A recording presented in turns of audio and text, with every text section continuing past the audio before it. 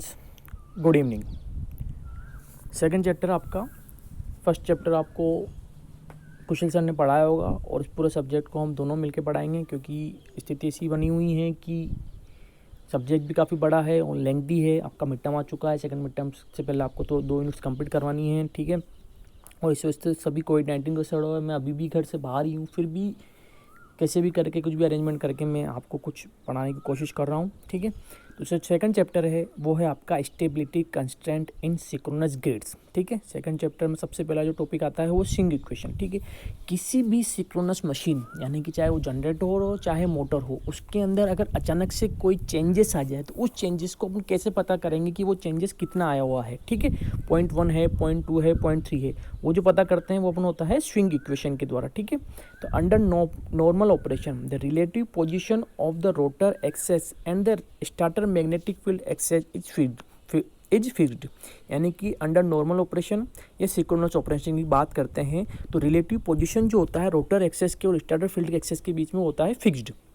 The angle between the to, यानी कि rotor access के और फील्ड एक्सेस के बीच का जो एंगल होता है उसको अपन लोड एंगल या टॉर्क एंगल बोलते हैं, ठीक है। The angle between the two is known as the load angle और torque angle, denoted by del and depends upon the loading of the machine, ठीक है। इस एंगल को अपन डिनोट करते हैं डेल से और ये डिपेंड करता है मशीन की लोडिंग पे, यानी मशीन के ऊपर कितना लोड है।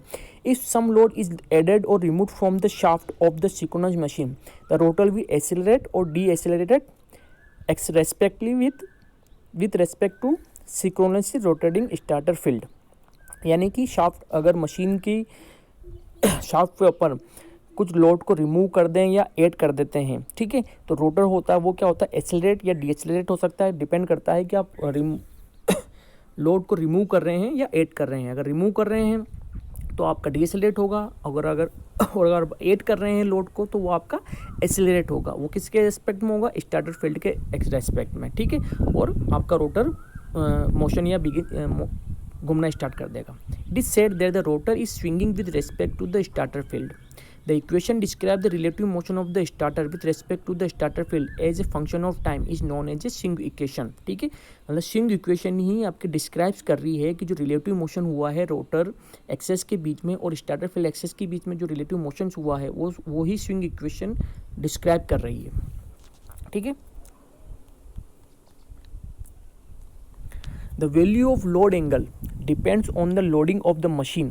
The more is the load, the more will be the load angle del, as suggested by the power equation. यानी कि लोड एंगल की जो वैल्यू है वो डिपेंड करती है कि आपके मशीन के ऊपर कितना लोड लगाया गया है, उसके ऊपर ही डिसाइड करती है। और इसको आप पावर इक्वेशन से भी देख सकते हैं, P equal to E F V R divided by S X X dot sine del. यहाँ पर ई एफ का no load excitation voltage, V है आपका generator terminal voltage, S X S आपका सिंक्रोनस इम्पीडेंशन, यानी कि जनरेटर मशीन का जो आउटपुट है वो डिपेंड करता है लोड एंगल पर या टॉर्क एंगल पर। डेल जितना बड़ा होगा आपका पावर आउटपुट इतना ही ज़्यादा होगा। एक सिंपल जनरल डायग्राम है, जनरेटर इसको शाफ्ट कनेक्टेड है, ठीक है।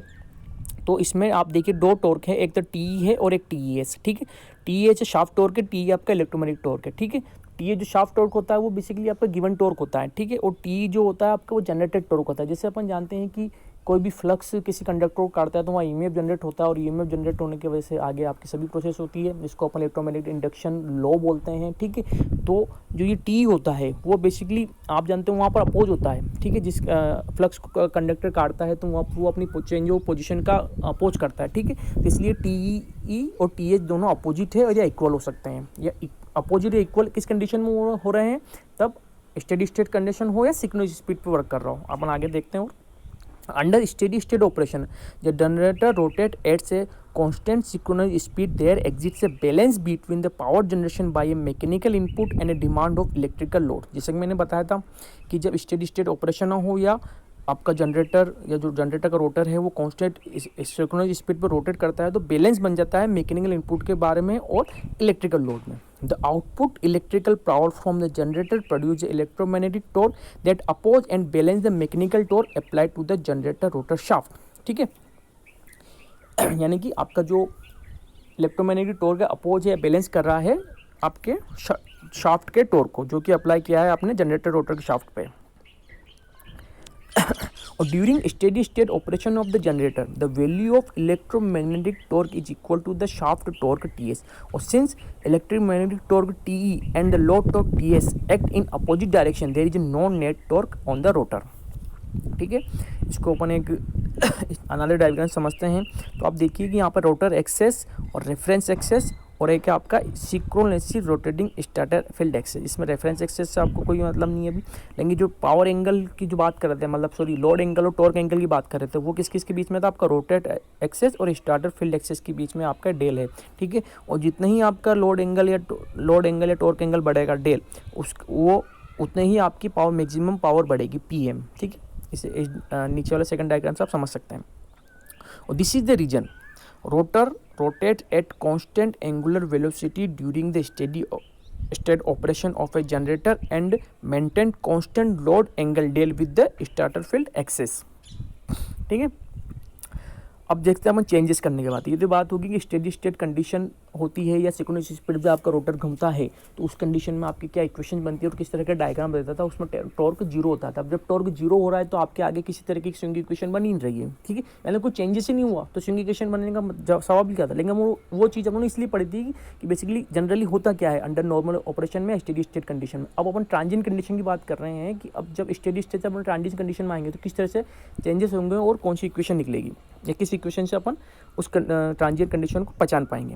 When there is a sudden change in the loading of the machine that is some load is added और remove from the rotor shaft, the rotor will accelerate और deaccelerate with respect to the synchronously rotating starter field. जब अपन किसी भी अचानक से कुछ changes आता है, यानी कि जनरेटर या मशीन या मोटर के शाफ्ट पे आप कोई इनपुट्स को या लोड को चेंज करते हैं या कम या ज़्यादा करते हैं, तो रोटर एक्सेलरेट या डीएक्सेलरेट होगा with respect to the stator field axis के में। Suppose steam input to the generator is suddenly increased. Under this condition, the rotor will accelerate or as a electromagnetic torque T will remain constant during the transient period, but shaft torque TS has been increased. Thus relative motion will set in between the rotor and starter field axis. Suppose मान लिया जाए कि steam input बढ़ा दिया जाता है generator का, है ना, अचानक से। ठीक है, तो under this condition the rotor will, जो रोटर है जनरेटर का वो एक्सेलरेट करेगा। ठीक है, और लेकिन इलेक्ट्रोमैग्नेटिक टॉर्क जो है वो आपका कांस्टेंट होगा, लेकिन शाफ्ट टॉर्क बढ़ जाएगा। ठीक है, और इस रिलेशन को मतलब इस तरह के मोशन को इस तरह के मोशन जो होता है, इस तरह का जो मोशन हो रहा है, मतलब जो रोटर का एक्सेलरेट हो रहा है, जो मोशन हो रहा है वही मोशन आपका स्विंग इक्वेशन होता है। ठीक है, तो thus relative motion will set into between the rotor and stator field axis. ठीक है, जैसे इसमें देखिए आप डायग्राम में दिखाया हुआ है रोटर फील्ड एक्सेस और स्टार्टर फील्ड एक्सेस के बीच में आपको डेल एंगल बना है। लेकिन जैसे आपने एंगल को चेंज किया है, यानी कि एक्सेलरेट या डीएक्सेलरेट किया है, सडन चेंजेस बढ़ा है, तो वो क्या हुआ? आपका रेफरेंस एक्सेस हुआ। ठीक है, तो अब जो एंगल बना है रोटर फील्ड और रेफरेंस एक्सेस के बीच में, ये रेफरेंस इसका गिवन हुआ, जो चेंज अपन जो लोड दे रहे हैं बेसिकली वही हुआ है। ठीक है, तो reference axis rotor field axis के बीच में जो एंगल बना थीटा, वही ठीक है, ये आपका जो बना एंगल वो है थीटा। ठीक है, और during such relative motion the rotor angle with respect to the reference axis theta will vary with the time and can be written as. ठीक है, जो कि टाइम के साथ वेरी होगा उसको अपन लिख सकते हैं theta is equal to omega S T plus del, जहाँ पर थीटा जो है आपका एंगल है रोटर एक्सेस के बीच में और रेफरेंस एक्सेस के बीच में, और ओमेगा एस आपके angular synchronous speed of stator field axis with respect to time, और डेल है आपका वो है load angle between rotor axis and stator field axis के बीच में।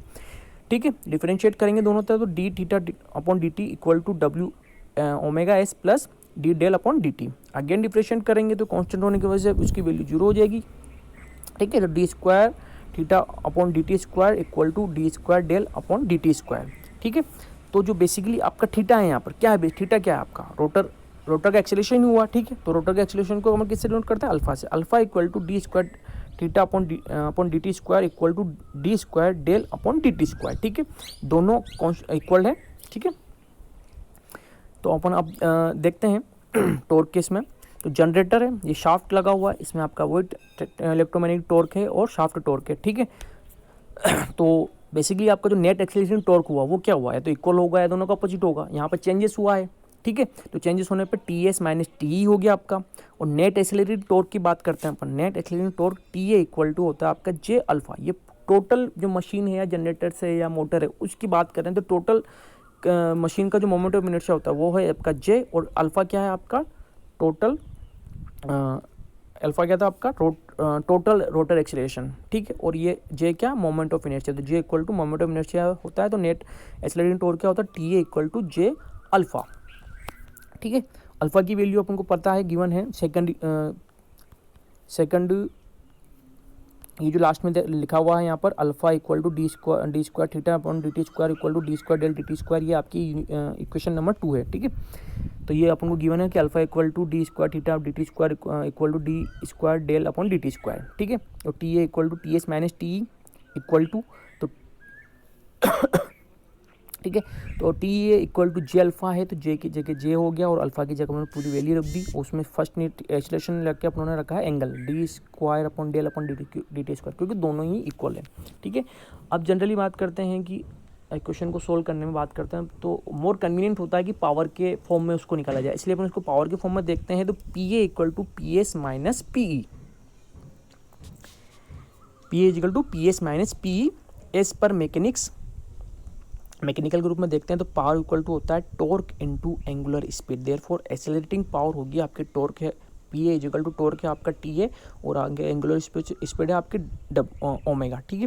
तो टी है आपके पास क्या है यहाँ पर, टी ए क्या दे रखा था, नेट एक्सेलरेटिंग टॉर्क था आपके पास जे अल्फ़ा डब्ल्यू, तो जे डब्ल्यू अल्फ़ा, इसको रीअरेंज करके देखेंगे तो जे अल्फ़ा जो है वो हो गया आपका एम, और अल्फ़ा की जगह अल्फ़ा ही हो गया, और जो एम है वो आपका यहाँ पर क्या है एंगुलर मोमेंट, तो equal to M D square del upon D T square, तो J omega is the angular moment, जिसको अपन एम भी बोल सकते हैं, ऑफ जनरेटर। इसकी यूनिट जो होगी वो है जूल सेकंड पर रेडियन, जो कि है मैकेनिकल में, ठीक है, या मैकेनिकल एंगल में है। अपन इसको इलेक्ट्रिकल एंगल में बदलेंगे तो पोल्स के रूल्स आपको पता होंगे कि दो एंगल्स होते हैं, इनके बीच में 2 पोल्स के 4 पोल्स के रूल्स होते हैं, उससे अकॉर्डिंग अपन रेडियन को, इलेक्ट्रिकल रेडियन को मैकेनिकल रेडियन में बदल सकते हैं, ठीक है। तो इलेक्ट्रिकल रेडियन और degree equal to mechanical radian और degree into number of poles pairs, तो P A equal to M alpha equal to M D square del upon D T square equal to J omega S M dot D square del M upon D T square, ठीक है, ये mechanical में है, ठीक है। In terms of electrical radian per second की बात करते हैं तो del E upon P by 2 upon del M और omega S M equal to 2 by P omega S, ठीक है। तो अब इसकी वैल्यू, इन जो वैल्यूज है इन वैल्यूज़ को अपन इक्वेशन में पुट करते हैं ऊपर वाली में, तो P A equal to J omega S M D square del M upon D T square में अपन वैल्यू पुट करते हैं, तो जे ओमेगा एस की जगह 2 बाई पी अपन ओमेगा एस रख देते हैं, और डी स्क्वायर की जगह डी स्क्वायर और डेल एम की जगह अपन 2 बाई पी अपन del E D T square, ठीक है। तो इसको इस क्वेश्चन को सोल्व करेंगे मैं, तो 2 बाई पी का whole square J omega S D square del upon D T square, ठीक है। तो 2 बाई पी का स्क्वायर और जे ओमेगा एस एक नया प्रोडक्ट बन गया आपके पास, वो है एम, इसको बोलते हैं अपन इनर्शिया कांस्टेंट, वहाँ मैकेनिकल में बोला था अपन एंगुलर मोमेंट, और यहाँ बोलते हैं अपन इनर्शिया कांस्टेंट, और D square del T square आपका एज इट इज़, और यही आपकी स्विंग इक्वेशन होती है। और यहाँ इसकी जो यूनिट होती है वो भी जूल सेकंड पर रेडियंस होती है, लेकिन वो पहले जो यूनिट थी आपकी, वो यूनिट थी आपकी मैकेनिकल में, और ये जो यूनिट है आपकी वो है इलेक्ट्रिकल में, ठीक है। तो यानी कि किसी भी मशीन सिंक्रोनस मशीन का ओनली, सिंक्रोनस मशीन में जनरेटर मोटर जो भी दोनों चीज़ें होती है, उसमें जो ट्रांजिएंट चेंजेस होता है या ट्रांजिएंट स्टेबिलिटी की बात कर रहे हैं अपन, तो वो अपन किसके द्वारा पता कर सकते हैं, वो होती है स्विंग इक्वेशन, ठीक है। अगर कुछ समझ में नहीं आए तो कॉल करके आप पूछ सकते हैं। Thank you.